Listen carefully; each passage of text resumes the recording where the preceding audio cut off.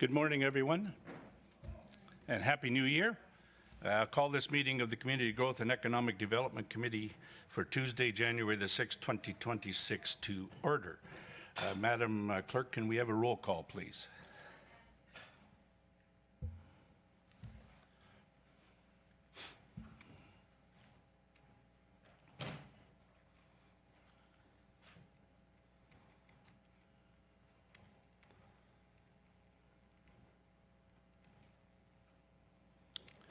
Alrighty. Are there any declarations of pecuniary interest? Hearing and seeing none. Can I have a motion to adopt the minutes from our November 4th, 2025 meeting? Mayor Watton, seconded by Councillor Shaid. Any comments, questions, or otherwise? All in favor? Opposed? That's carried. There are no statutory meetings, no presentations. And just before we get into the delegations of the advisory committees, I just want to say I think that 2025 was a pretty successful year, especially for our committee. And I want to thank the staff for all the work that you did in 2025 to make this committee look good, right? Because all that background work that you guys do, sometimes we get the credit for it. So thank you very much. And I'm looking forward to a successful 2026. And good morning, Chair Henry. Happy New Year to you. Okay, first delegations. Zach, are you ready? We have Zach Cahoon as the chair of the Durham Agricultural Advisory Committee, and he's going to talk about the 2025 annual report and the 2026 work plan. Great to see you again, Zach. Happy New Year to you, and thanks to you still on top of this committee and all the work that you do. So whenever you're ready, sir. Thank you. I'm on? Yes, I am. Good morning. It's a gray day in Ontario. It is fantastic. We're going to have a little bit of snow, a little bit of rain, maybe a little bit of sunshine later, and it's all good things for Ontario. As you know, my name is Zach Cahoon. If you don't know who I am the current chair of the Durham Agriculture Advisory Committee, and I'm here to give you an overview of DAC's 2025 annual report. The role of DAC is to provide advice to the region on agricultural and rural-related planning matters. And we really enjoy that job. We love to be able to give advice, and we love to perpetrate our industry and show how valuable it is to the region. During 2025, DAC received presentations and engaged in discussions on the Duffins Rouge Agricultural Preserve easements, the North Durham On-Farm Diversified Uses Project, undertaken between Scugog, Brock, Uxbridge, and the Regional Planning and Economic Development staff. This is a shining star of what we've done this year. We've been working on it for a few years. This is good for business, it's good for agriculture, and it's good for the community.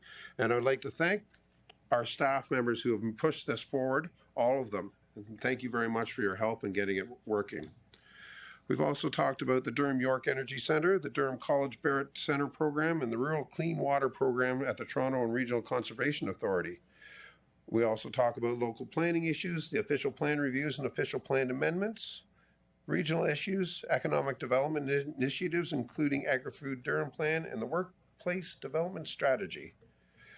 We like to hear about updates to regional roads. Those are always really great topics at DAP meetings because roads are big business in agriculture. We have lots of east-west transportation in the region of Durham. We are still working on getting good north-south transportation. A lot of goods go north-south, and we need good roads to do that with, and big roads. We also talked about the farm worker accommodation related bylaws and the issues we have at farms in the region. We're still having some issues with these things. Offshore work is a reality. And these workers are well taken care of, and we need to get bylaws that are in state across all the townships and the communities in the region of Durham to make sure that it's consistent and that the farmers can apply with equal standing amongst their competitors across the whole community. We provide advice to the region on several issues, including the Rural Clean Water Program, the North Durham On-Farm Diversified Uses I talked about, and the Duffins Rouge Agricultural Preserve easements. DAC also participated in education and outreach initiatives, including the DAC members presented to committee's annual report to area municipal councils. This is something we're going to start again. We're starting again this month, coming to the councils through the whole region to say who we are, to say we're here to help and to be able to answer questions. This is how we hope we can be better parts of the community and better parts for you at giving advice so we have a better grassroots knowledge of what's going on. We are also looking at hosting in the know mental health training.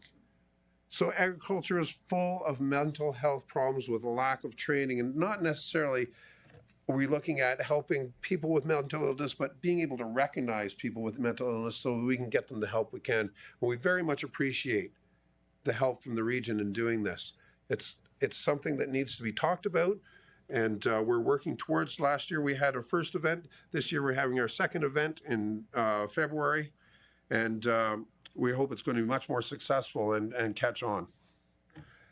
As the other great thing that we do is we host the annual farm tour, which is our educational symposium and a highlight of our year to invite all of you to learn about farming things. We went to Kubota. What a great tour again. Every year I think to myself, how can we do a better tour? And we keep doing it. And we did a fantastic job. It was really a great host in Kubota for us to be there. They were very accommodating. And the education part was incredible about how they are integrated in the community and how their business is growing, not only to help agriculture in this community, but all across Ontario. We had over 130 participants, which is, I think, almost a record for the farm tour. And it was fantastic. And I saw a lot of your faces there, and I'm glad you were there to learn about what we do and how we can do it. We'd like to thank, DAC is very proud of what we do. And the members are very proud of what we do. And I would like to thank Councillors Watton, or Mayor Watton, and Councillor Wu, who provided support for us through the whole community. Mayor Watton has been to a lot of our tours, and she has helped us set up, and she is a great asset to our committee. And I would like to thank the Community Growth and Economic Development Committee and the Regional Council for their continued support of DAC. And really, without you guys and allowing us to do what we could do, we are doing good things for the community, and we are also doing good things for you. Thank you very much. Thanks, Zach. It's too bad you're not a little more enthusiastic about what you do. No, very good. And you had the two W's. I haven't been away from home for a while, sorry. And you had the two W's helping you, did you? Yes. Are there any questions? No. So thanks very much. Appreciate that. Councillor Wu. Yeah, and good morning. And I don't think we can let Zach go without asking some questions. I was getting off easy. I thought it was Yeah. going to be okay. Well, I did say earlier, between your presentation questions, we'll try to keep it less than an hour. Yes. Yeah. Now, I know one of the one's communications and supporting our agricultural businesses and industry with broadband. And how is that going? We have this one net and we're trying to get out there and connect those areas. So I don't know exactly about all the logistics. I do know that they've been stringing pipe down the back roads all over the place. My brother-in-law did get a connection. He lives a little bit farther north than I do. Some other people, the wires are there. They are not all connected yet. The people that have it, I hear, are very happy with what's going on. It's not necessarily broadband. They've gone to a wired connection away from broadband. We still have a broadband provider that lives on top of one of our towers. They replaced a bunch of equipment, and I was talking to the techs, and they say they're getting calls all the time, and their business is increasing. Internet availability is still a top priority. And is it up to speed? No. Is it getting there? I hope so. And I think it's very important that it does. It just for any business. I was actually talking to my kids who range from 24 to 18 about what they would do without the internet. And they really didn't know a world without it. Yeah. And I was very interested in that because I grew up in a world where the first cell phone, it was like we hid the number because you didn't want anybody to know it, call you. So, good business? I hope so. Is it growing? Yes, I hope so. I see the wires in the ground. Let's keep moving with it. All right. Another question, and again, just touching on, I think maybe even last year we did speak about it, the temporary foreign workers and the accommodations. I can say in Clarington, we've had some discussions. In fact, we have, let's say, a letter going to Minister Flack about accommodations because they call it a boarding house. And there's certain regulations, and certainly safety is everything, don't get me wrong. But what is being applied, and it's not being, it's temporary. It's there from, was it March till about October? And is there any discussions? We talk about this. We've had discussions about this. We have members that have issues with this. And what we're looking for, the community to look for, is fair, safe legislation. We're not about cheap housing, and none of these farmers are about cheap housing at all. They just want consistent bylaws across communities so that they can be competitive with their other people and to make sure that things are safe. We put kids, there was talk about converted school portables. Yep. It's no problem for us to, I grew up most of my school year in a portable. My grade school lived in a portable. And we survived. And with the proper accommodations and proper health and safety rules, I do not see why these buildings can't pass the rules. And I think what we have to do as a community here is make a standard set that agrees with everyone so that these people can build on and not have a straight line, because that's all they want. They just want a straight line. They don't want to have to build something and have somebody interpret it differently and have to redo it. Right. And I think that's part of the issue. Yeah, and through the chair, my final question, again, minimum distance separation. And as, and I'm thinking of one particular farm in particular, which has a lot of urban growth around it. And the minimum distance separation, especially, you know, when we were talking about spraying and everything, it's against, you know, I'm going to use the term against the farmer. It's encroaching on the farmer as opposed to the developer. As you know, minimum distance works both ways. Yep. Right? Minimum distance separation works both ways. It works against the farmer, it works for the farmer as well. So there is OMAFRA has a program to calculate minimum distance separations.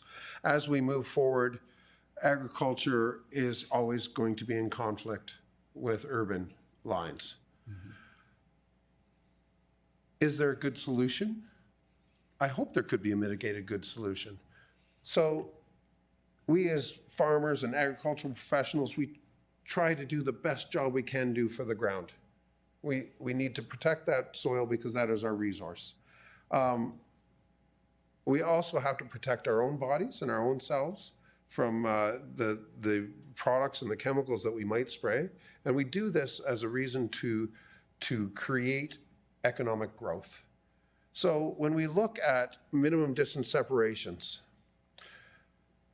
I think there's some issues with how the legislation sits, because a lot of it works on not necessarily farm operations, but farm odors and livestock operations. And I think something needs to be looked at with that, because there could be a farm business that doesn't have a livestock operation, but should be separated from an urban boundary. The same with having an urban boundary that's right up against a farm business. And to put a case in point, an apple orchard in Clarington with a group of houses across the road, there will be some late night apple pickers. And that it happens. And these are things that we cannot always control, but it's part of being close to that urban boundary. And some of the best land we have for growing tender fruits is in that corridor where a lot of people like to live. I think it's a very interesting subject and that it needs to be addressed on all accounts because it's going to become more and more of a conflict. We're looking at more houses being built in around Pickering, where we have a fairly large agricultural areas, especially with the airport lands moving more into private ownership, and that land becoming, instead of rented land that was rented, to being owned land that now is going to be farmed, which means there's going to be excavators and tile drainers and fixing of things, and livestock operations could, with the right economic incentives, be part of that. And it's going to be part of the discussions that we're going to have. And a minimum distance separation will be important to the farmers for their livelihood, as well as for the communities and the what they see as intrusions on their privacy with odors or equipment and smells and all kinds of things that maybe we at the agriculture community has been trying to educate people at, but we don't get to everyone. We'd like to, but we're working on it. Okay. Thank you, Chair, and thank you very much, Zach, and to the committee.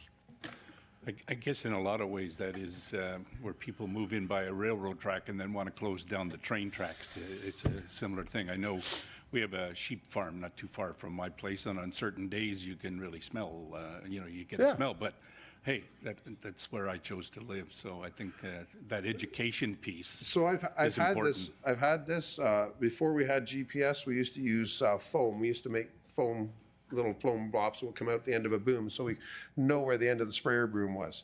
And so in a hot summer day, that foam doesn't last that long. So I would sit there at the corner of the field where I started, and I would drop a great big pile of foam there. So when I got around to the end, I know where I would stop.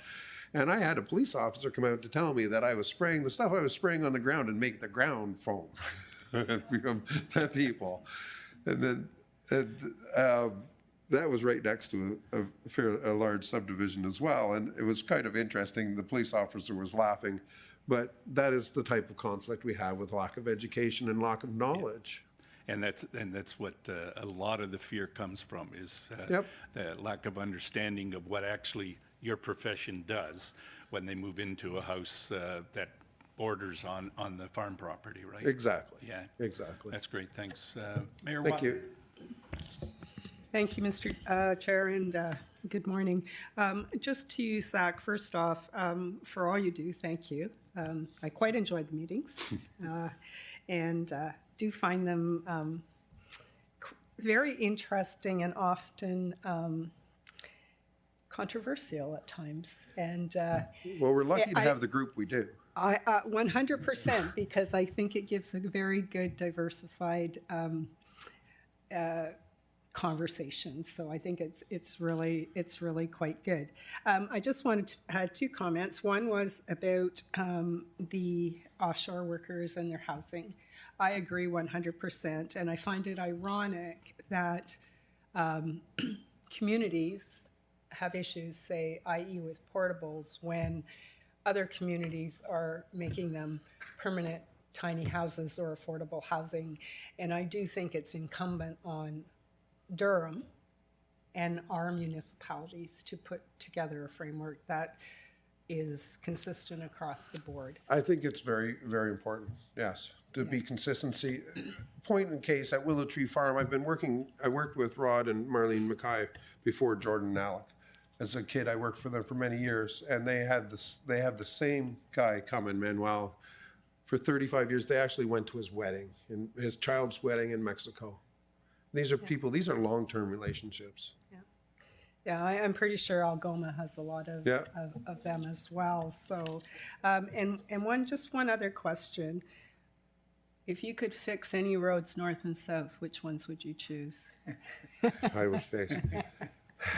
I would love to see Highway 12 get a little bit bigger for the truck traffic that's going onto it. Right now, I look at Simcoe Street because I live on Simcoe Street. And because the 407 dumps out on Simcoe Street now, I have a terrible time getting out of my driveway between 6 a.m. and, well, probably 5 a.m. and 7 a.m. and from 4 p.m. on. It's constant. And not to pick on the region of Durham, but Simcoe Street north of Saulnier is a roller coaster, and it's tough. And we do there's a lot of truck transport going up that direction now because of Highway 12's congestion. Thank you. Thank you, Mr. Chair. CAO, did you want to? Thank you. Through you, Mr. Chair. Great presentation. I always enjoy them. I just had a quick chat with Colleen, the Director of Community Growth, and she and her team already do this, but I've asked them if they could really focus with DAC and others on trying to get a framework together that addresses some of the inconsistencies across the region with respect to housing, agricultural housing, recognizing that most of the issues are zoning and fire related. It's critical that the local municipalities be on the table, but we can certainly get that process heated up, and I'm happy to put it on an agenda for an upcoming CAO's meeting. That's great. I just leaned over to the commissioner and told her the same thing a minute ago. So it's great that we're all sort of on the same page listening to Zach here. So that's terrific. Councillor Shaid. Thank you so much. Through you, Chair. Mr. Mahon, it's such a pleasure to hear you year over year, but also attend the events that you guys really work hard to bring forward. One of them is in Whitby at Durham Farm Connections, and the other one that you invite us and feed us and all of that. My question is, they are very powerful events in terms of getting information, getting us connected with you, and completely, the pulse is there. I understand that. What other things can we do as regional council to make sure that the farm to table, your importance and the work that farmers do stay valid as long as we live? So, thank you very much for your kind words. It's not, the DAC committee is a really very powerful group of men and very intelligent and very focused people. And we look at what we can all do, and I think it comes down to education. We have worked at all kinds of different things over the past, and really, I think one of our great successes is starting to teach grade 3 kids about agriculture, because those kids now are 21 and 22, and they're starting to make life decisions. And I'm not sure how we can if we can partner up. We did some high school programming. We have some agricultural majors work going on. I think I would like to see how we can educate or bring agriculture back into a daily discussion. So when we sit down and we're eating our breakfast, the daily discussion. Where did the orange juice come from? Where did the eggs come from? Where did the bacon come from? What happened there? For lunch, the peanut butter, the bread. Ontario makes really good flour. A lot of it goes to Kraft Dinner because it is high quality flour. It's interesting. It goes to Toledo, Ohio. A lot of Ontario wheat, almost all of it goes there because of its quality. But we also, there is small mills. There's new in Squeog Township, which is a great win. Port Royal Mills has started up, a specialty flour mill for making different stuff. These are all fantastic things agriculture has done, but who knows what they're doing? Who really knows? Are they making flour? What does that do? Does it make bread that you buy at Tim Hortons? Or does it make bread that you buy at the Foodland? I don't actually grocery shop myself, but I do understand that process. I don't. I'm sorry, I don't. I will if I have to, but nobody likes that. Excuse me. But the connection between your plate and where it comes from is, I think, our next job and how we educate that to make people. And so we have the new immigrants into Ontario are some of agriculture's greatest allies because they've been hungry. And truth to be told, not very many people in Ontario have ever been hungry. And so they don't really, they go to the grocery store, they get the food, the shelves are always full. But a new immigrant is coming from a country where they might have gone to a grocery store, gone to a place where there is no food and they can't buy it. And they are some of our greatest allies in the agricultural world. And they understand what their food comes from and what their meal is. And I think that is something that would be fantastic. And I am not smart enough to give you the right answer to say that this is what we need to do. But I do know that the education programs that we've been working on for the last 20 years, I think are working. And I think even now from committees like this, I get asked better questions. I get more pertinent questions. I get questions about, why and how. Not just why, but how. And how is an important question. And I think it's really good. Absolutely. Furthermore, through you, Chair, the real education for me was during the pandemic. I'm coming to the question, Chair. It was also through not being political at all, Premier Ford, when the frenzy of toilet paper happened, and he said, folks, there is pulp factories everywhere in Ontario, calm down, right? Yeah. But the connection that you had made, the dinner table, the breakfast conversation is, I think, with the tariffs and everything, that the conversation's happening. I think what we as regional councillors or the political people within the region and municipally should be putting out there how much get produced within Ontario and Durham region. And the information is there. I believe highlighting that even more now so is important. And that's what you're, saying. That's what I'm saying. And local agriculture to me is Ontario-wide, not the region of Durham. It's Ontario-wide. Leamington grows tomatoes. I've been to years ago I went to the Heinz ketchup plant. That was Ontario. Now it's French's, make ketchup there, same place.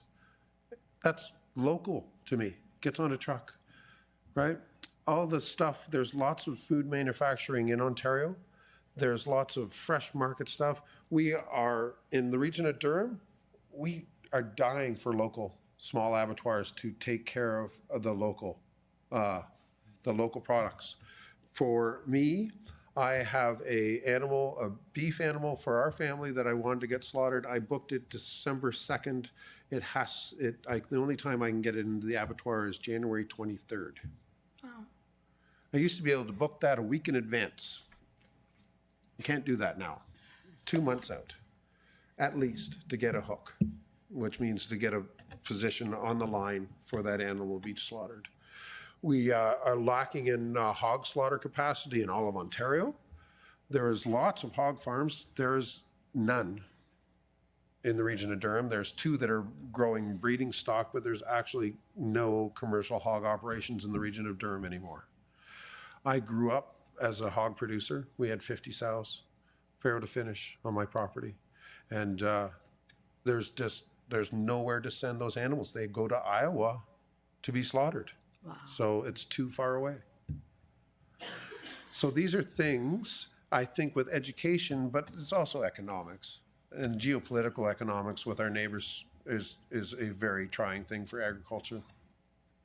And it's something, we are the caboose on the end of a very large train, and I think that says most of what we need to know. Thank you so much. I think, just to conclude, my spouse doesn't do grocery shopping either, so I'm not shaming you at all. And I don't want him to either. Nothing will come home. But lastly, is I think the more conversation needs to happen in terms of what we can do here, because we have full capacity and labor to do it. Yep. I think the education and the government pushes in there, not from the region, because the region can do, municipally we can do the best we can, but it has to come from the upper level government too. And here at the region, we talk about it a lot until we are all blue in the face. So I understand that. Thank you so much. And thank you, Chair, for the diligence here. Thanks. Thank you. It's an interesting point about the number of abattoirs, because my early life, years and years ago, I used to, I had a job going around to the various slaughterhouses and buying the waste materials, the offal and Yep. all that sort of stuff, and there seemed to be lots of them, but, you know, We're getting, there's a few, Yeah, but they're but- booked and it's smaller, for sure. Yeah. And it's a crisis. but there like, were a lot of small operations too as well, right? Yeah. I guess a lot of them either closed down because of economics or closed down because it's like some farms where the children don't want to take over the farming business, right? I actually think a lot of this stuff is from legislation. Oh, okay. The actual of the slaughter plant, the change in the rules from between federal and provincial legislation and the upgrades have made some of these businesses have to close their doors because the upgrades are too expensive to do for Yeah, for their the economics of business. it, The yeah. economics isn't working out. Yeah. We know. I do know in Omimi they have a new slaughterhouse that is open that will be doing pork as well as beef.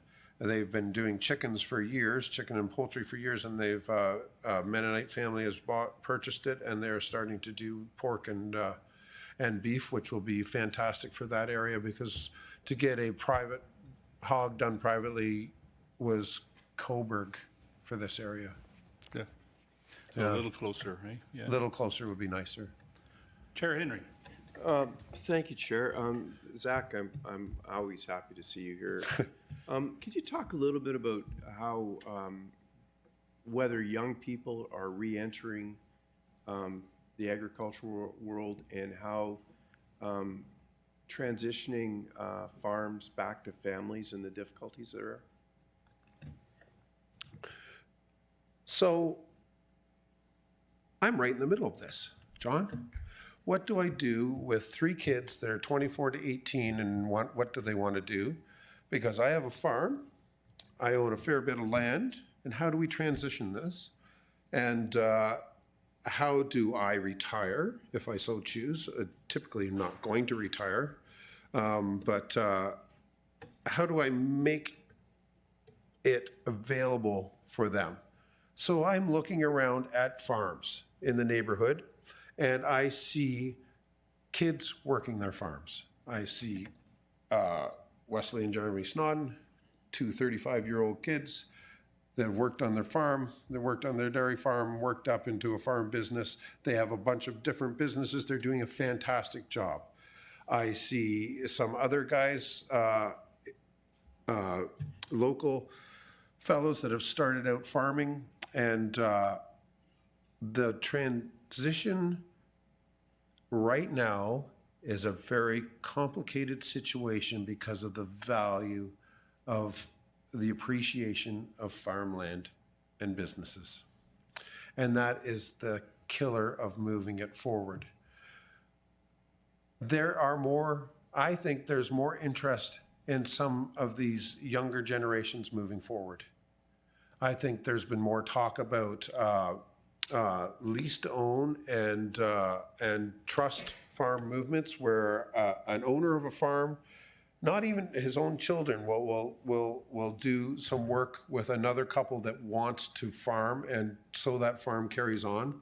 He will do a lease to own type thing and mentor them through that. I've heard some success stories about that.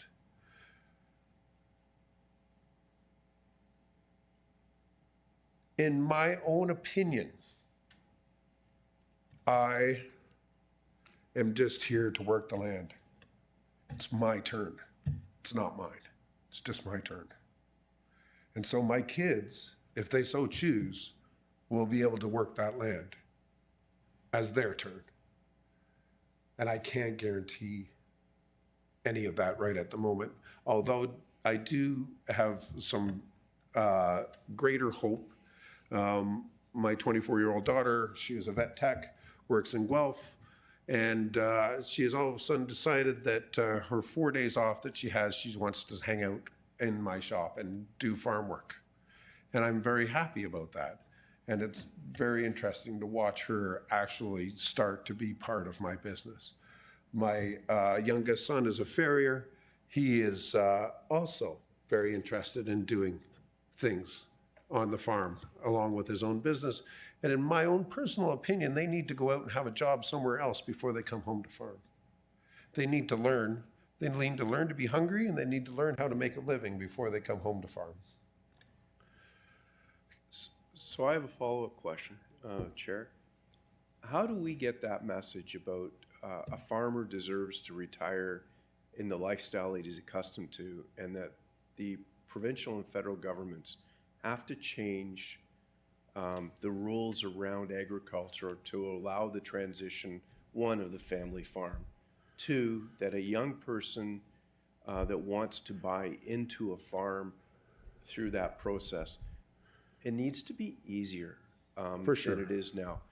How do we, as a body, assist you in advocating to the other levels of government to say, one, all farmers deserve to retire in dignity and live that lifestyle that they've worked so hard for? Two, maybe it's as simple as changing RSP contributions, so on the big years, you can load up, and on the bad years, that you can borrow back without penalties. But I understand, and there are some really good transitional stories. You know, you can look at Garrett Harriman and what he's doing with his dad, the DeYoung family. You can look at the Wearies. You can look at your family. But that's not easy. No, it's not easy. And it should be easy. I'm very concerned. I'm very concerned of what's going to happen with inheritance tax. Yeah. So do I cash? Do I cash and take the tax burden? Because sooner or later, everybody has to pay the tax. And then gift? Or I would prefer to be able to transfer my corporation or land assets to my children tax-free. That's what I would prefer to do. What they did with that business, if they were given that part of the business to work forward, like I said, it's just my turn. And so that's what I would like to see. Being able to, and yes, I understand the RSP stuff. I'm not a really good investor. I've only been really good at investing and buying dirt. And sometimes I think that maybe we are being pushed into a position where owning that dirt might be detrimental in transition. So maybe this council can be an advocate for you. Yeah. We do have a voice that is sometimes heard and seldom not heard enough, but by the other levels of government. But if you think there is a way that we can help that family farm stay a family farm and invite young people back, Mr. Chair, I'm positive that this committee and for myself, I'd be happy to work with you to find a method to raise a voice. I think it would be great to brainstorm and look at different ideas and get. So I learned a few years ago that when I come here to talk to you people, I want to talk to you people to the federal government, to your next steps. I want to put ideas in your heads to talk, and I want to go to the councils and I want to talk to them so they come and talk to you and you talk to the next group up. And I've learned that this is how, as a committee or as a private person in a community, we can get ideas pushed forward. Hopefully good, bad, or indifferent, doesn't know. But these are opportunities, and agriculture is a huge business in the region of Durham, huge business in Ontario, and we need to all work together forward So for that. I'll make a commitment to you this year that when the farm tour comes up in September, that there will be a personal invitation to every MP and MPP in Durham Region. It's fantastic because those are great places to talk to them and great places to highlight what we do in the region of Durham, and that's what we try to do. And isn't it an election year? Something this year? Well, it's a municipal election year. Yeah, well, that's where But it starts. I think last year for the farm tour was probably the best turnout of I think it was. councillors in my term in office. Yeah, absolutely was. And absolutely crazy day. We haven't had rain all summer except for that day. Absolutely crazy. But it showed the resilience of the community and the hosts. We pivoted in an hour in the morning and moved things around and did a fantastic job. And thank you very much. That's it, Zach. Thanks for coming. Thanks for all you do. And Did I keep it under an hour? can you please pass on to your committee members our thanks for all the work that they do as being part of this committee and what they send forward to us. So thank you very much. Thank you. Okay, Jay Cuthbertson, Chair of the Durham Environment and Climate Advisory Committee. Good morning, Jay. How are you doing? Good to see you. How are you? Great. Thank you for having me. I appreciate this is my first live attendance. It's been online over the years. I've been the chair of and vice chair of DAC for a number of years.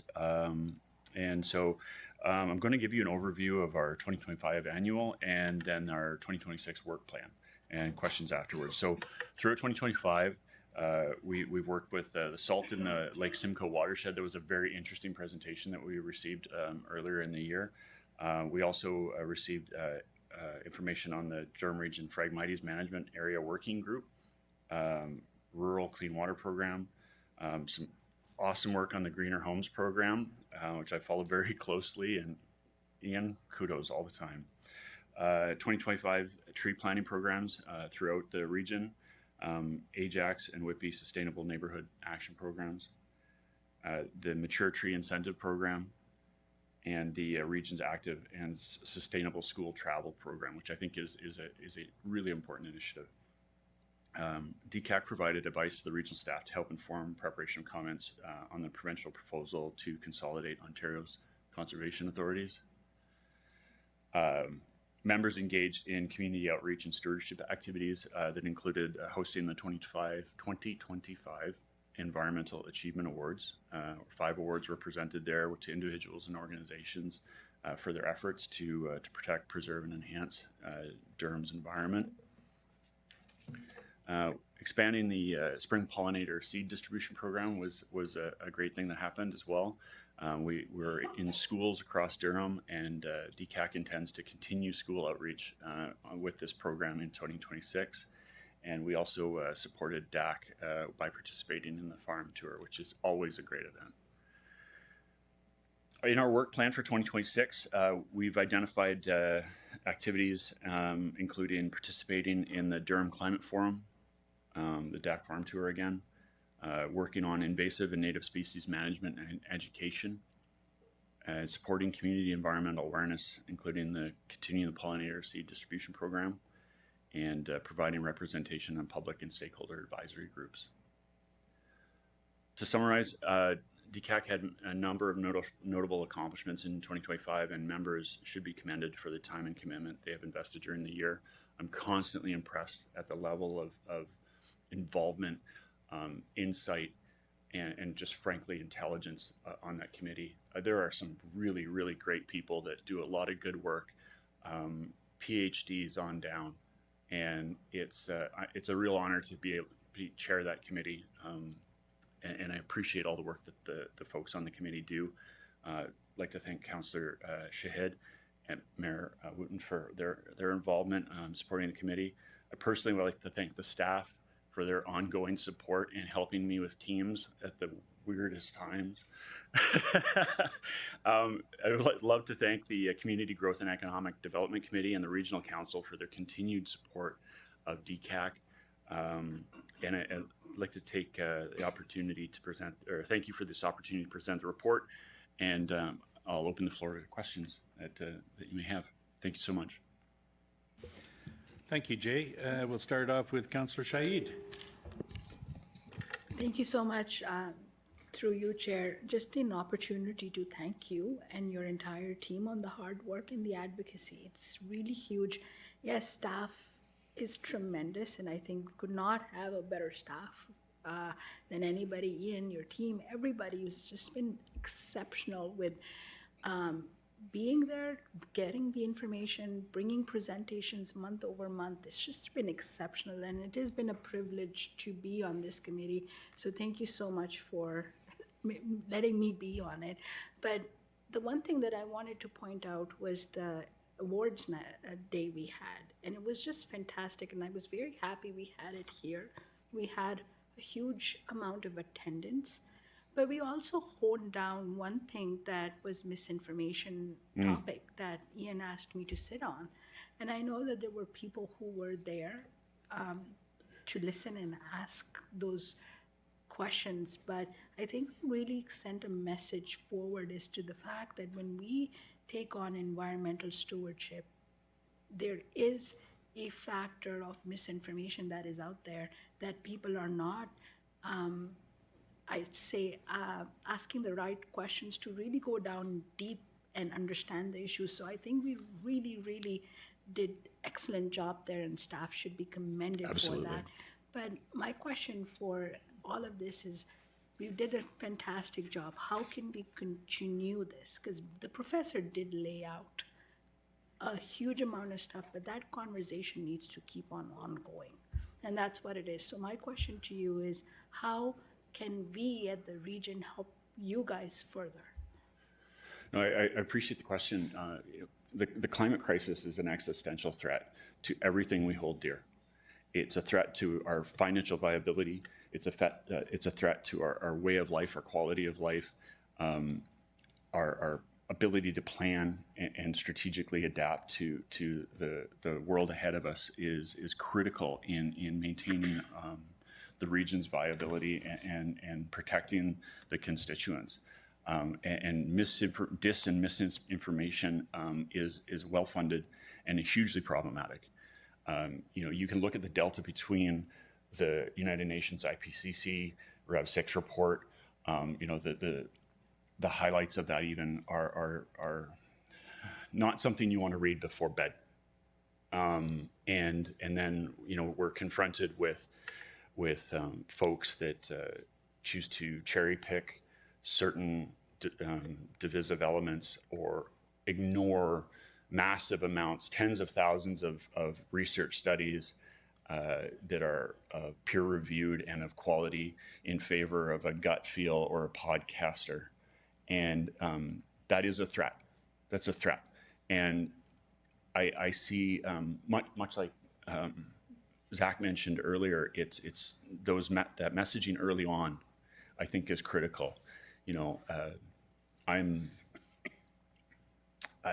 I think that reaching the constituents early on, reaching them regularly with real information that's not balanced in 100 PhDs have done their entire life's work, and then a podcaster said something else. That's not balance.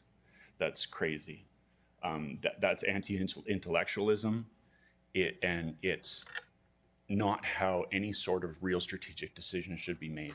So in order to confront that, I think we have to start from the bottom up, as you're thinking there, with I think a long-term campaign on speaking frankly and clearly and articulately to the people, to help them understand what good information looks like.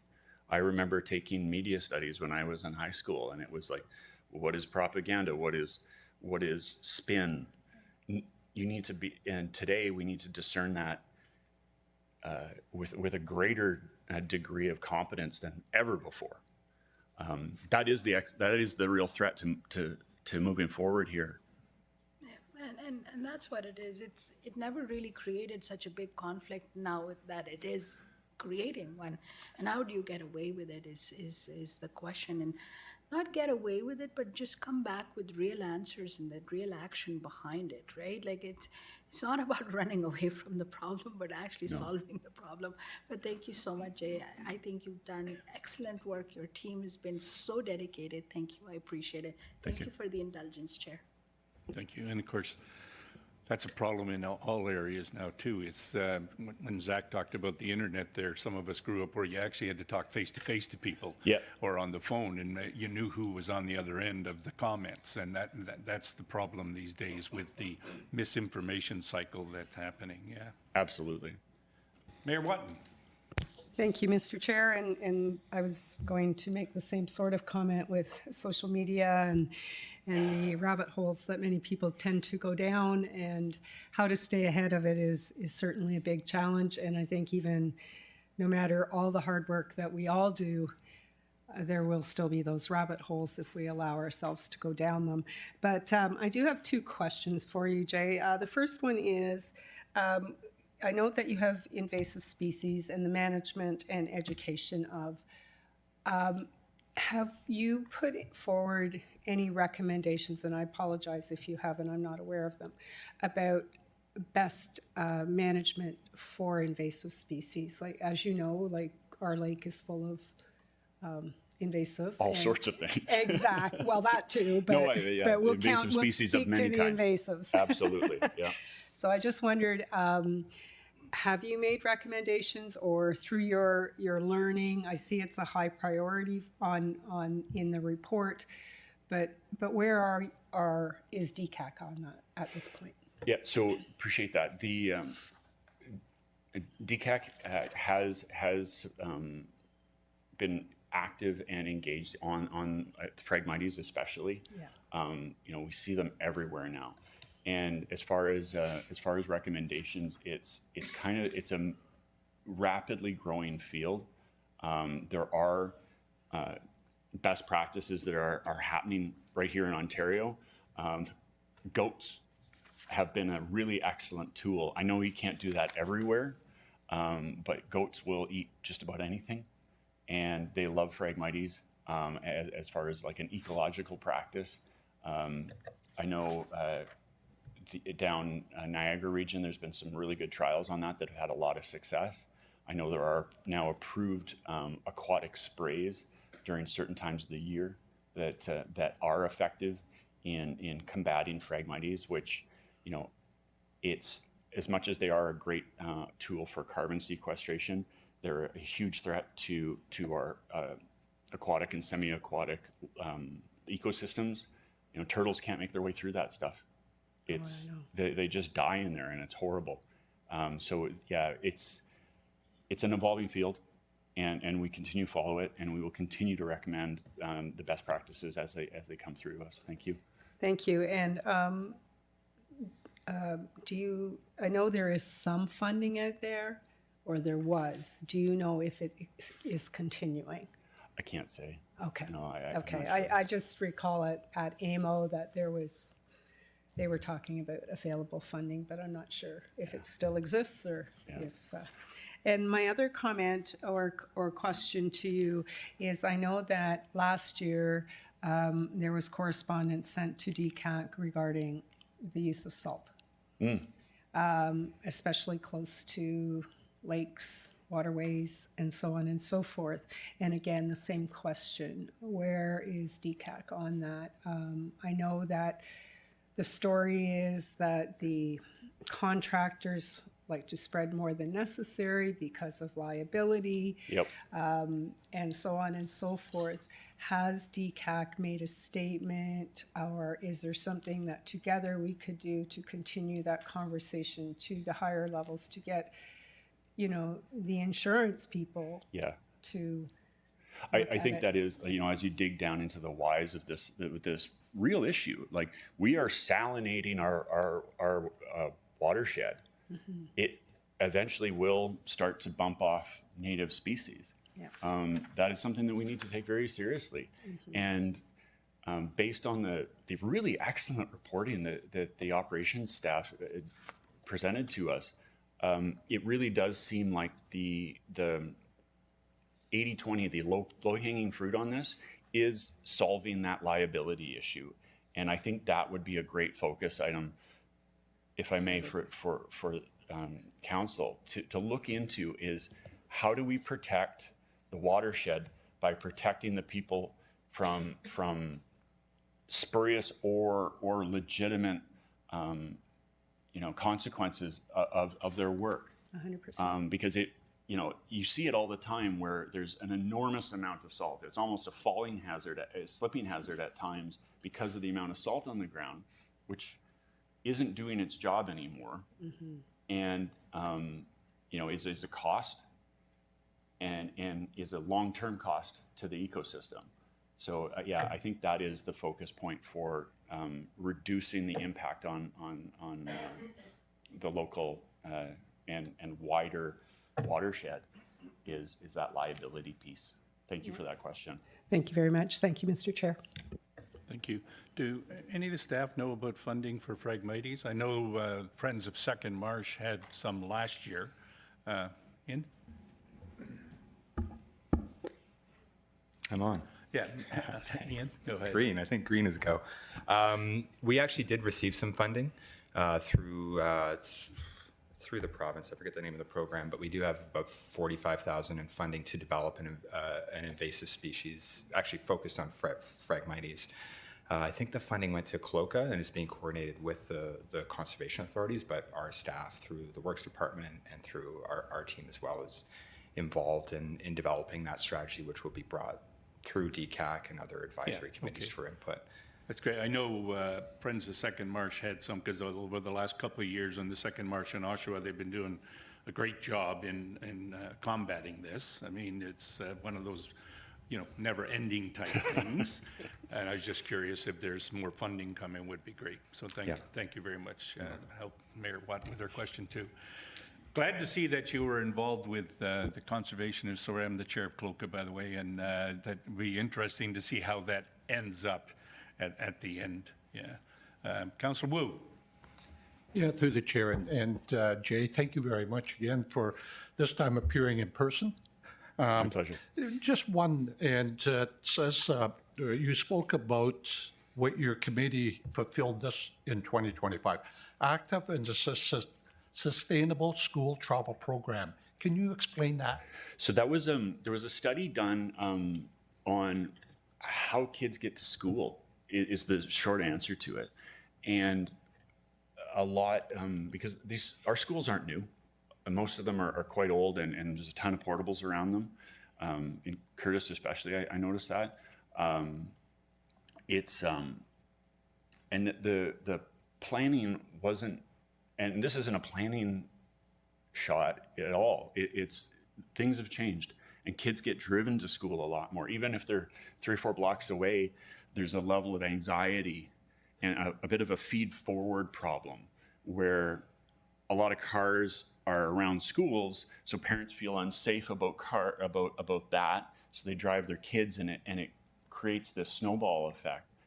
So the study was done to look at how are kids getting to school, how are parents, and there's I think there's more work to be done there, but that's what it boils down to is what are the major modes. It's not, when I walked to school as a kid, it was I walked to school, like I never got driven.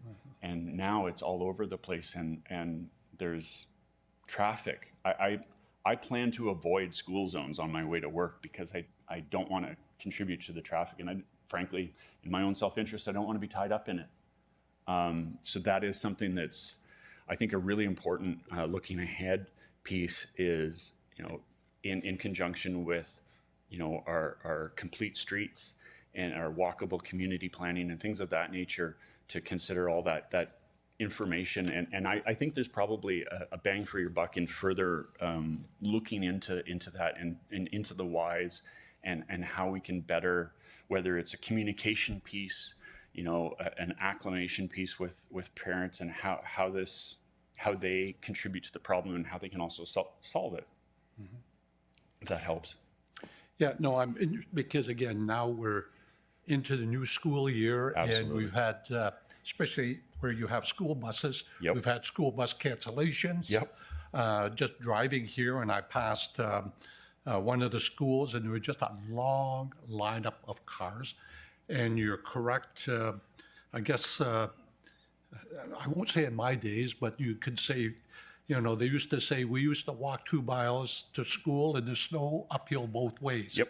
And that doesn't seem to happen anymore. With school bus cancellations, and again, now this is more to do with, I guess, the school boards, the distances that they've increased before you can be able to get on a school bus. So Yep. some of the kids are having to walk maybe 1.5 kilometers to school. But how do you change those mindsets? Because it doesn't matter where, high schools, elementary schools, there's always the students being driven. Well, having lived in Newcastle and having lived in Curtis, there's a real difficulty in getting the little kids to school.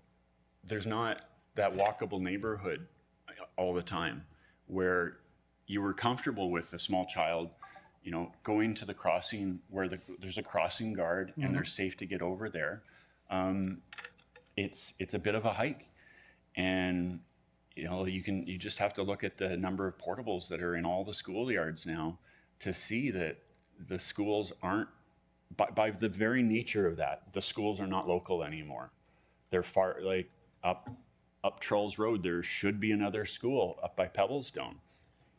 No one knows if it'll ever happen or if it'll just be more houses and Curtis North will get loaded up more. I don't know how that'll be accommodated, but these are the real issues. And instead of those kids at the, you know, further up Charles Road just walking a block to school, they now have to walk 6 or 8 blocks or get driven because they're, you know, just on the cusp of a bus, things of that nature. And these are funding issues. These are you know, higher level issues than both the school board and the council can directly address. But I think, and Councillor Shahid has heard me say this before about how we handle school planning. You know, we allow a lot of houses get built, and then when does the school come? And you know, when you think about it from a safety perspective, you're putting a lot of kids at risk.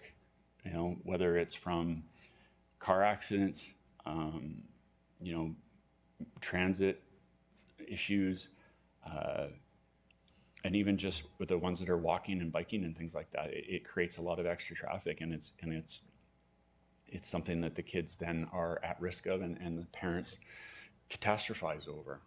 You know, I don't even want to go in that direction. It's awful. I've got 4 kids, and from 6 to 16 or 7 to 16 now, and you know, you worry about them when they walk out the door. We've got a great crossing guard. She's fantastic, but you know, to cross Charles Road there, but it's something that people worry about, and addressing that concern through real strategic planning and whatever tools are available for the region to ensure that schools do happen instead of houses, I think is a real leverage point there from a built infrastructure perspective, from a long-term perspective. Well, I'll just say, you know, we did have walking school bus parents, Yeah. but the unfortunate part to that was the issues of liability. And that sort of died a natural death, which is unfortunate. I would agree. Yeah. But, okay, thank you very much, and thank you, Chair. Thank you. Of course, part of the problem with schools is that the decrease in enrollment, they close down a school, and then the neighborhood changes, and then they build around the neighborhood. So there's no school close by anymore. You know, they're trucking the kids to wherever, right? Director Goodchild, did you have something that you wanted, some information? Thank you, Councillor Chapman, through you.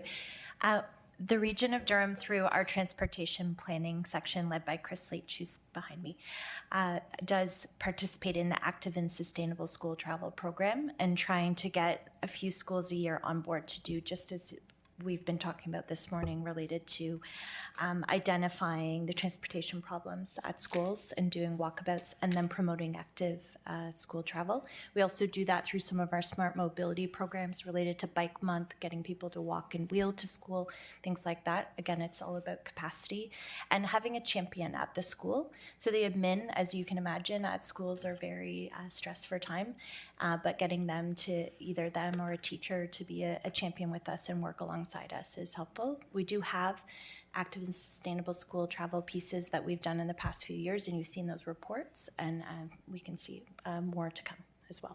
Thanks. Some good information, thanks. So thanks, Jay. Thanks for coming this morning, and thanks for your leadership on this committee. And just pass on our thanks to all of your committee for all the work that they do and the time that the personal time that they give up to help us. Thank you very much. Very much appreciated. And we're on Thursday night, so if anybody's interested, come on. Next Thursday night? Sorry. Thank you very much. Yeah. I can't believe it's the 6th already. Thanks, folks. Okay, next we have Ron Lalonde, Chair of the Durham Active Transportation Committee. Good morning, Ron. How are you? Good morning. Thank you. Good. Go ahead when you're ready. Good morning, Committee Chair Chapman, councilors, and staff. I am here this morning to provide council a brief summary of the committee's 2025 annual report and our 2026 work plan. Over the last year, we received presentations from various stakeholders and engaged in discussions on a variety of initiatives, including the following. Constable Vanessa Ford, who oversees Kids Safety Village programs located in Whitby, provided an extensive overview of their safe cycling education programs. With the acquisition of new bicycles in early 2025, we learned how grade 5 students are being taught how to safely ride their bikes. As the program continues into 2026, schools are encouraged to apply as soon as possible to secure space.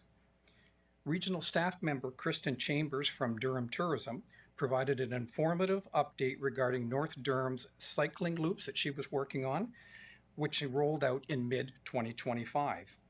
Regional programs in support of active transportation were also highlighted, which included updates regarding the bike parking study, as well as the active transportation map viewer, both of which are ongoing into 2026. Climate Action Partnership Project Manager Sophie Callahan provided an in-depth overview regarding the merits of supporting cycling infrastructure construction within all municipal projects by ensuring complete streets rationale was being incorporated within all phases. Melanie Davis, Executive Director and CEO of Physical Health Education Canada, provided an overview of cycling education and promotional activities the organization leads to support safe cycling and physical activity for school-aged children, and Lauren Rainey, Durham Region Planner, provided an update regarding the region's Durham Active Transportation Sustainable School Program, initiatives and successes over the last year, which she just had an in-depth review on. Furthermore, our committee received updates including the following. The City of Oshawa shared details regarding the newly opened BMX bike park on Thornton Road, which was a huge success. Ontario Parks provided an informative overview regarding the Uxbridge Urban Provincial Park, progress to date, and what to expect as the future unfolds. The Town of Whitby updated the committee regarding the redevelopment of Brock Street and their plans, which includes an active transportation component. Concerning the proposed Durham Meadowway, manager Chris Leach, who has been the project champion, provided an overview regarding the approved visionary study, which council approved, and the next steps referencing the shared service MOU currently underway into 2026 and beyond.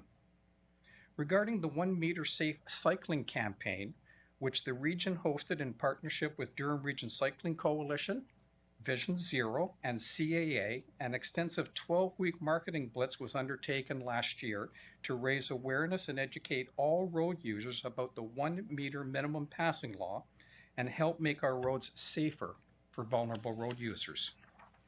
Lastly, you may recall the committee assisted regional staff with the bike-friendly regional bronze application in the fall of 2022, which we recently learned was successful, with Durham now being the first region to apply and receive bike-friendly community designation in the province of Ontario. So congratulations to the region.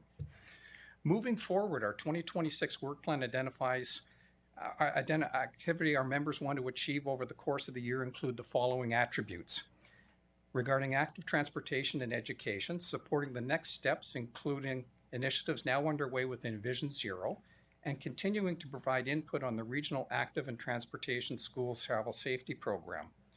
Regarding infrastructure, providing advice on active transportation travel, including advancing construction in support of the region's 2021 Regional Cycling Plan, supporting the Regional Trail Network, which includes the North Durham Rail Trail, implementing provincial standardized cycle route signage across the legacy sections of the regional cycling road network, and assisting the work ahead regarding the recently attained bronze status bike-friendly community recognition. Regarding communications and advocacy, ensuring a consistent and open channel for active transportation communications amongst lower tier municipalities and other partners, and encouraging participants to attend our meetings with updates. In closing, our DAC members had a very productive year and look forward to continuing our work into 2026. On behalf of the entire committee, DAC would like to thank Councillor Kerr and Councillor Shahid for their involvement and ongoing support over the past year. I would personally like to thank staff for their ongoing support, in particular Daniel Culp, who served as our staff liaison in 2025, and committee clerks Veronica Walker and Nella Prasad, who assisted with the effective running of the meetings in accordance with regional protocols. Finally, I would like to thank members of the Community Growth and Economic Development Committee and Regional Council for their continued support. Mr. Chair, this concludes my presentation. Thank you for the opportunity to present our annual report. Thank you, Ron. And another busy committee. Yes. Councillor Kerr. Thank you, Chair. I can certainly attest to the busyness of this committee and the fine job that you do as Chair, Ron, and thank you for your service. Thank you. Obviously, I'm pretty familiar with all the contents of the report that you presented, so I just have one question. And it's a greatly concerning situation for me concerning children having the ability to actively move themselves from home to school. And we had this discussion in the previous speaker, and I listened with interest to this. I was one of those kids who walked to public school, walked to high school, and walked to university as well. And that's greatly changed, and there are reasons for that. So the question that I have for you is, in your opinion, based on all the presentations we've had and the analysis you've been doing within the community, because you're an active cyclist and you get around, what's the biggest pushback or the biggest resistance that you believe is being felt in the efforts to open up safe ways and means for school-age children, particularly elementary, but also secondary, to ride a bike to school? As the previous presenters mentioned as well, the perception of safety. Perception of safety is reality. And as the previous presenter commented on, it's just a cavalcade of cars showing up at 9 o'clock in the morning and 3:30 in the afternoon. And many of them are within walking distance. But the media continues to promote police reports, because it's easy to report police reports, and police reports bring negative reporting, and negative reporting builds upon safety and the perception of safety. That's the biggest issue. With high schools, I'll tell you an interesting story. I had my car dropped off, and the shuttle driver, unbeknownst to me, is a retired school principal from a secondary high school. And he says to me, he says, there's an incredible phenomenon at high schools. Parents have to drive to the high school and drop their kids off in the morning and have to come back to the high school and pick up their kids in the afternoon. But at lunch hour, a metamorphosis transforms, and these kids can walk for kilometers to go to the local Tim Horton. And it was like, oh my God.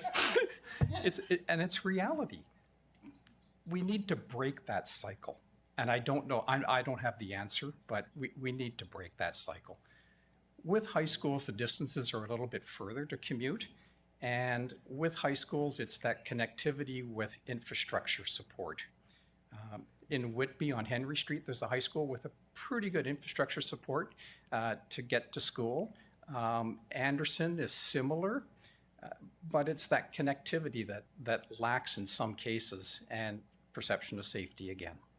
So my example, and you won't be surprised by this, is Mary Street in Oshawa, where we have two elementary and a high school, all within a mile, less than a mile of each other, and virtually nobody rides a bike to school because of the people that park in the cycling lanes, buses, in the morning. Yep. And all kinds of parents up both sides of the street. It's a bit of a mess. And there is a way, I think, to change that, to make it better, but it's going to take an effort. It's going to take some cooperation between the city and the school board and the will to do it. And that's just what I see. No, you're absolutely right, and it's education. Interesting little tidbit. I'm riding my bike last year on Anderson North, and I meet a whole group of high school students riding their bikes, and I'm thinking, where are all these kids coming from? So I'm passing them along, going along, and I catch up, and here's the teacher leading the group, and his prognosis was that part of the physical education with students is teaching them how to ride a bike on the road, and that's what we're doing today. And I thought, well, congratulations, hats off to you. And they rode up to Brooklyn, turned around and came back, and it's a perfectly safe road to ride on. And that was his mission. And I thought, hats off to you. But we need to broaden that type of thinking as well, because it is available. I rode a bike to school when I was a kid, but I grew up in a small town, and it was a different era. Were bad things happening in those days? Probably yes, but we didn't have social media. And social media just explodes with bad news and that perception of negativity. We need to break the cycle, and you're absolutely right. But it's education from the school boards as well. I mentioned the grade 5 program down at Kids Safety Village. Totally underused. They had trouble filling it last year. And it is just a bonus opportunity to teach children how to ride their bike safely. Tremendous opportunity, and if council could help in any way with funding and supporting for that operation, the school boards need to be involved more aggressively as well, but it's a tremendous opportunity for grade 5 students. Thank you, Ron. As always, you're doing a great job, and more to come for this year. Thank you. Thank you. Thank you, Chair. Yeah, and the education needs to go to the car drivers too. I mean, when I was in high school, I rode my bike from Taunton down to O'Neill, down Mary Street, by the matter of fact, but there wasn't a lot of cars and a lot of parked cars and all that. And reference the Kids Safety Village. Part of the issue is the cost of school buses to get the kids from the school to the safety village, because when I was with the police, I was in charge of the safety village, and great programs that they run, but the school board started dropping off because of the cost of busing. Not that the kids didn't want to go or some of the teachers want to go, but the amount of money to get them there, right? I'm glad you mentioned that, because when we spoke with Constable Vanessa Ford, she brought up that exact topic. Yep. And it was the cost of busing to get students, to get the school boards to bring students down for a half-a-day seminar.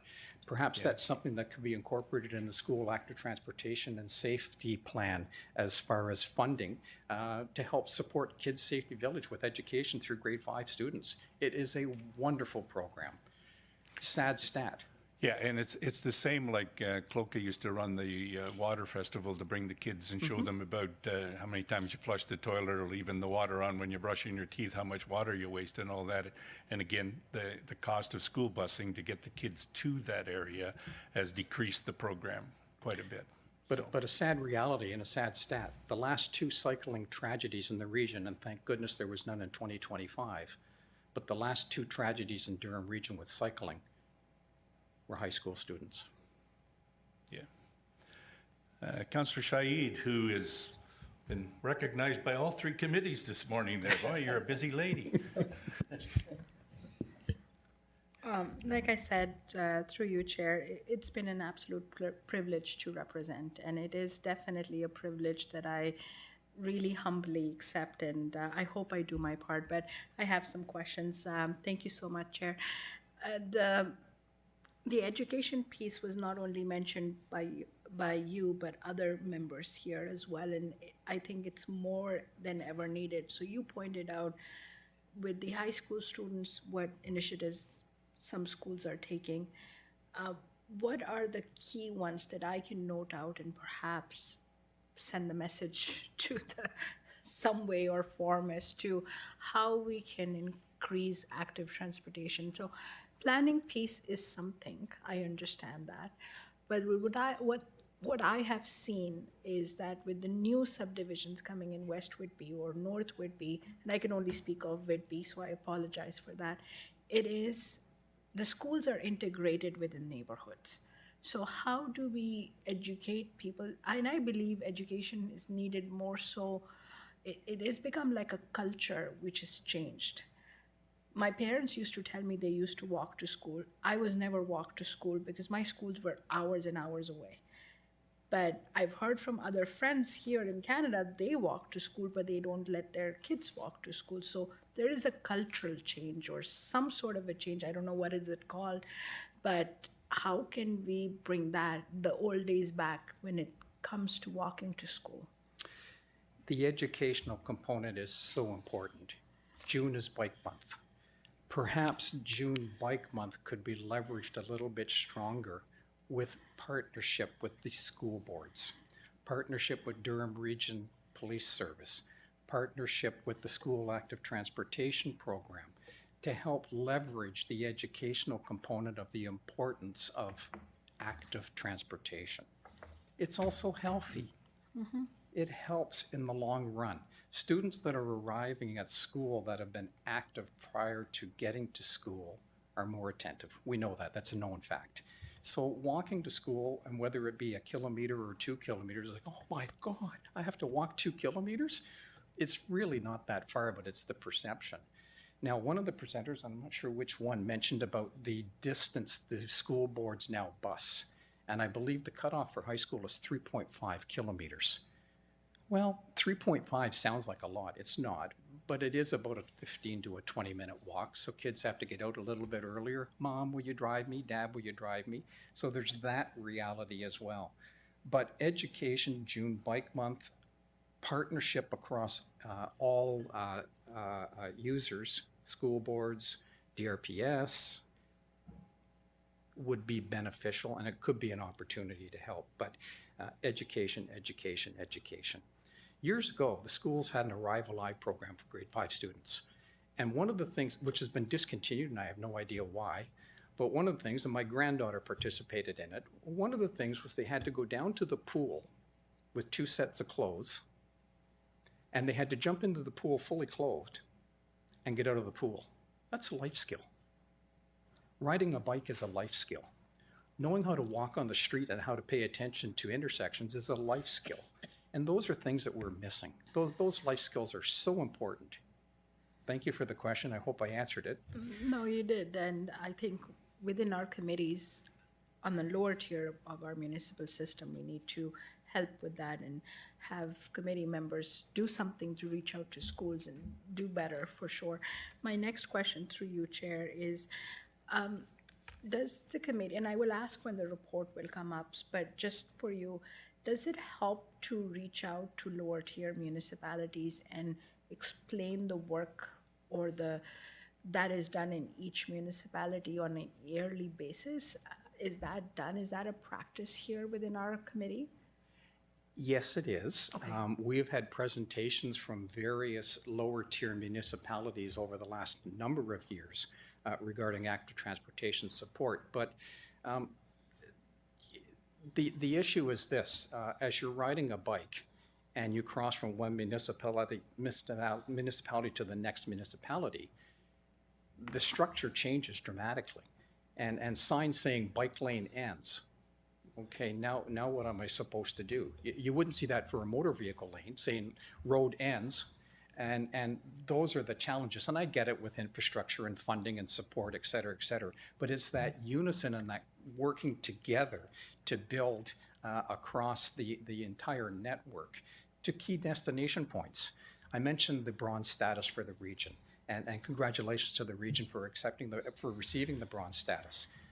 Ajax is a silver status. Whitby and Oshawa also have bronze status.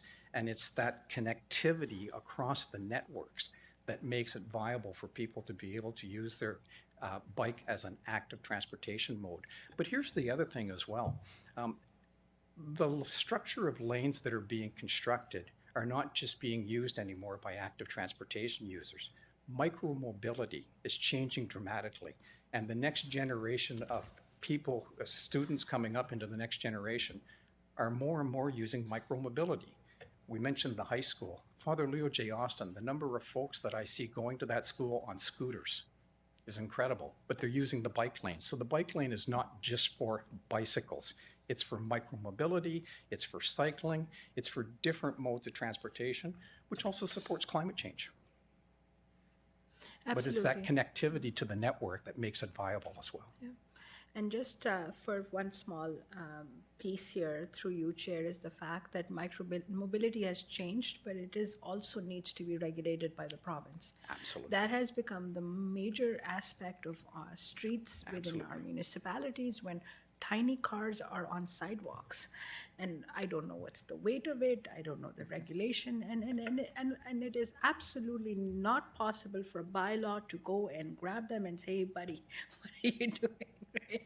So, I mean, not that we don't encourage it, we encourage people to be active, but micromobility has changed in so many ways, and people are able to sell these, but the regulation from the province is in there. We've done our part as a municipality, but how can we bring longevity to it when we don't have the tax dollars?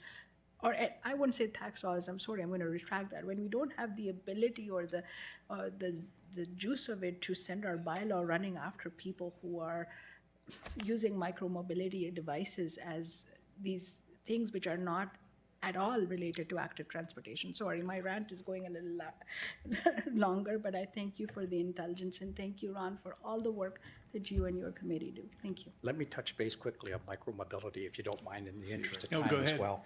So you mentioned mini cars. And you've probably seen these little mini cars on the road, which were never designed for usage on the road. Sadly, in 2025, a 70-year-old was out on one of these micromobility cars, Lake Ridge Road at Taunton, involved in a collision at like 2 in the morning. Why you would be out there at 2 in the morning and something like this, succumb to their injuries. The other issue is the micromobility, what looks like a motorcycle, and it'll say e-bike on the back, and it has 2 little pedals on the back. You couldn't pedal that bike if your life depended on it, but the 2 pedals let it qualify for micromobility. And sadly, that vehicle is now the vehicle of choice for those that have lost their license. There's no insurance requirement, there's no plate requirement, there's no driver's license requirement.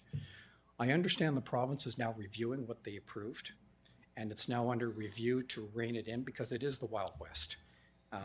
How that transpires and what happens as the future unfolds is unknown at this point, but there does need to be some difference in regulations.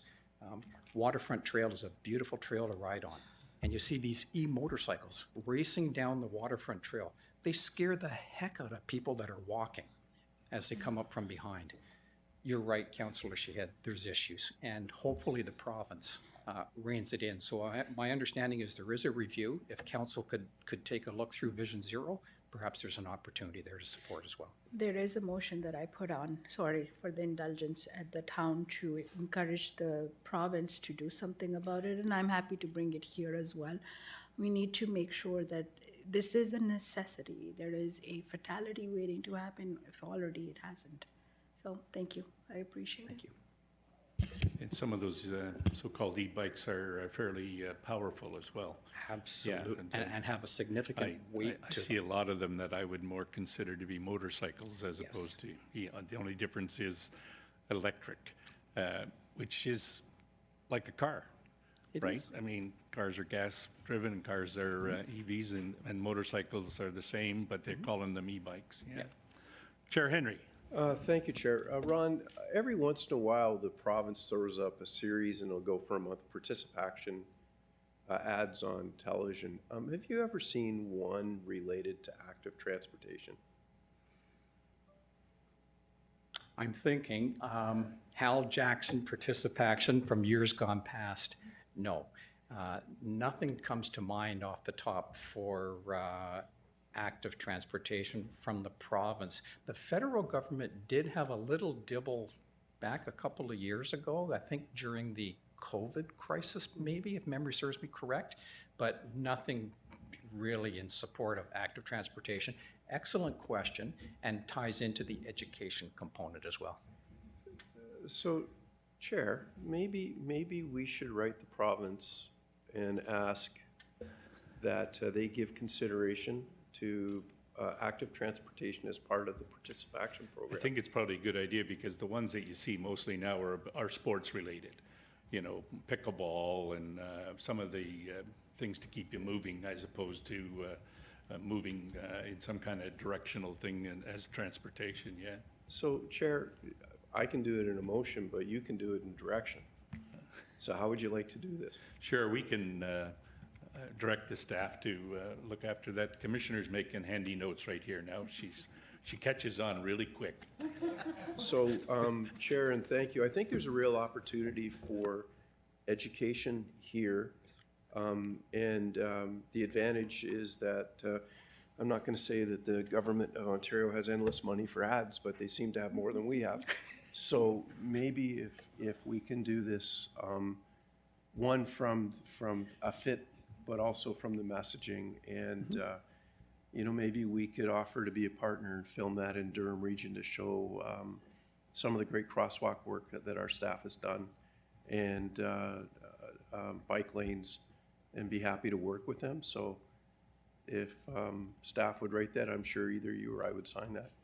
Yeah, I think that's a good idea because the only time we ever, not the only time, but biggest time we ever see things about crosswalks was last November with all the painting of veterans crosswalks. But we've really taken a step forward with the way we've done crosswalks now at intersections and all that. They're much more visible in all kinds of weather as opposed to just the two straight lines that we used to have years ago. Yeah, that's something that staff will take it at heart as well. And I know how well your name is, how the province recognizes your name and your efforts. So I'm sure that if they get something from you, maybe better than me. We'll give everything a try. Did you have something, Director? Thank you, Chair Chapman. I just wanted to note that next month in February will be a winter commute month, so through Smart Commute Durham and Smart Mobility, so we'll be talking about that, as well as Ron mentioned Bike Month in June, so we have a lot of things going on with that we can also continue to think about how we put that message out on social media. Thanks. The other thing we need to do is make sure that the people are cleaning their sidewalks, right, for walking. Okay, that's great. Ron, thanks very much for coming today, taking the time to come today, and thanks for your leadership on this committee for the last few years. And if you would, on our behalf, pass on our thanks to your committee and all the time that they donate to help this committee thrive and provide some interesting and worthwhile advice. Thank you for your support today. Thank you. Thank you. Okay, we are community growth. We have 3 reports. Durham Agricultural, it's all 3 advisory committees. Okay, Chair Henry, move all 3, seconded by Mayor Watton. Any polls? All in favor? Opposed? Carried.